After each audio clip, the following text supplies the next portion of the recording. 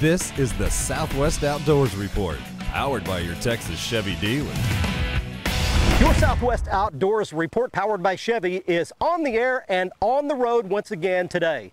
Right behind me, you see the dam at beautiful Lake Belton, located just outside Temple, Killeen, and Belton, Texas, just off I-35. This lake is loaded with 3 different species of bass: largemouth, smallmouth, and spotted bass. We'll talk some more about that, and we'll go out there and find out what stage of the spawn the bass are in here in Central Texas. That spawn varies across our southwest region from south to north. They should be about done in South Texas, not spawning yet up in Oklahoma and Arkansas. So we'll check it out here at Lake Belton. In the meantime, we go around the region for all of our latest fishing and lake reports from our team of reporters. Louisiana with Cajun Phil and Kevin, Oklahoma with Gary Dallahan. In Texas, the freshwater report comes from Brian Hughes, and down on the Texas Gulf Coast, it's Mr. Bill Olson. We'll also have the Lawrence Hot Lake of the Week, showcasing an East Texas lake for some good bass fishing right now. We'll have your big catch of the week, a giant bass from a little kid, and much more on today's show. It's jam-packed with action. Stay with us. Right now, we go back to the FSN studios where Heather has your Chevy Weekend Planner. According to the Salinar tables, the best opportunity to find active fish this weekend is late in the afternoon. Peak times will be from 1:30 to 3:30 on Saturday and from 2:30 to 4:30 on Sunday. The sun will rise at 6:55 a.m. and set around 8 o'clock in the evening.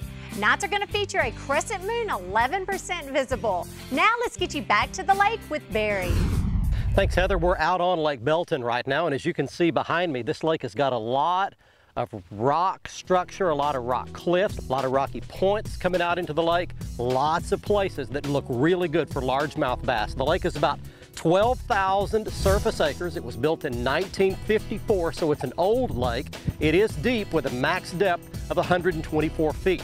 The bass records: largemouth bass, 13 pounds, smallmouth bass, 6.5 pounds, and a spotted bass record of 3 3/4 pounds. So there are some quality fish in this lake. Now, I've already been here for about 3 hours before the camera got here this morning, and what I think is happening is I think the bass have already spawned here.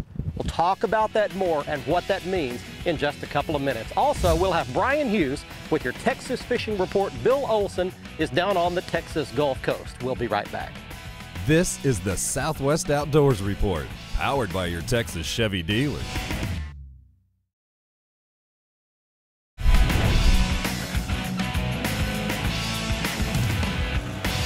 There is a little bass sitting right in there next to a rock, and it looks like he's protecting an old nest. Let's see if I can get a cast in there on him. Got him. There we go. Little Lake Belton largemouth right here. That's a little late spawner. There we go. Little spawned out female right there, still laying in there protecting those eggs. Welcome back, everybody. Your Southwest Outdoors Report rolls on. Coming to you from Lake Belton today, doing a little largemouth bass fishing. Watch this. As we mentioned a little bit earlier, my theory today is that the bass have already spawned, and what we're left with is a few late ones. I want to show you something right behind us. There are crappie that have actually moved in and started making beds. I don't see this very often. They're actually making beds where you can see them, which tells me that the bass, for the most part, have already spawned and moved back out to a little deeper water. All right, let's mention our brand new website at southwestoutdoorsreport.com. Everything about the show, including this week's airtime, both Thursday and Saturday, any conflicts, if the show's gonna get bumped a little later, it'll always be right there on the website, and you can always watch last week's episode for a full week after it airs in case you miss it on Thursday night or Saturday morning. It's all at southwestoutdoorsreport.com. Right now, here's Brian Hughes in Texas, your freshwater fishing report for this week.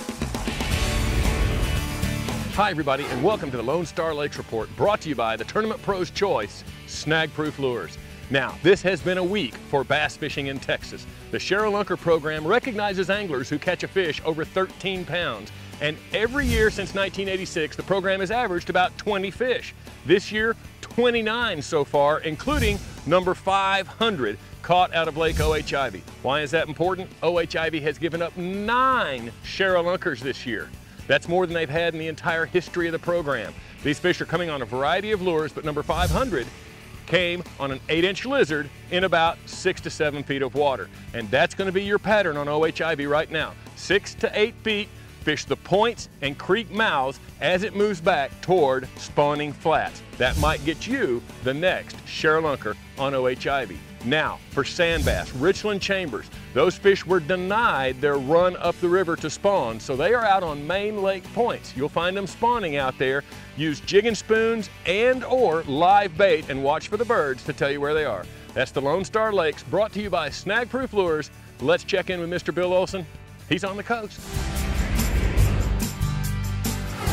Hi folks, this week's report is brought to you by Port Aransas on Mustang Island. With its Gulf beaches, great coastal fishing, Arnold Palmer Golf Course, fresh seafood, and nighttime hotspots, Port A is truly Texas Island style. For more information, visit the website on the screen. Well, as the spring warm-up continues and water temperatures continue to rise, the middle and lower coast are seeing some impressive fishing.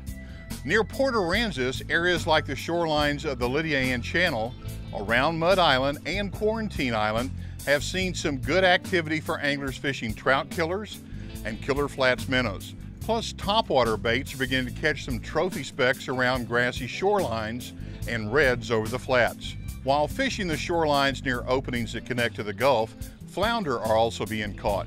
Don't forget, there's a spring migration of flatfish as they return from the Gulf. Out of Port Mansfield, specks are making their way toward the lower end of the land cut.